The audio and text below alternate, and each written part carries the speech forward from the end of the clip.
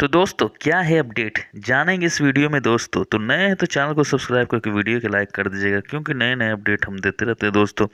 दोस्तों बता दें कि आप लोगों को ये तो पता होगा दोस्तों कि पवन सिंह को आरा से कंफर्म टिकट हो गया दोस्तों। मगर बड़ी खबर निकल के यह आ रहा है दोस्तों कि पवन सिंह दोस्तों आरा से चुनाव के लिए दोस्तों बता दें आपको अपडेट कि आरा से चुनाव लड़ने के लिए भी दोस्तों बता दें कि पवन सिंह तैयार हो गए हैं। और दोस्तों पवन सिंह जोरों शोरों से अब तैयारी में जुट गए हैं। और दोस्तों जब मीडिया से बात करते हुए पवन सिंह से पूछा गया तो पवन सिंह बोले कि हम इन दर्शकों का स्वागत करते हैं और दर्शक भगवान हैं, ऐसा कुछ कहते नज़र। और दोस्तों बता दें कि ये भी कहते नज़र आए पवन सिंह कि हम अगर जीत के आते हैं तो बिहार के लिए अच्छा काम करेंगे, ऐसा कुछ कहते नज़र आए पवन सिंह दोस्तों।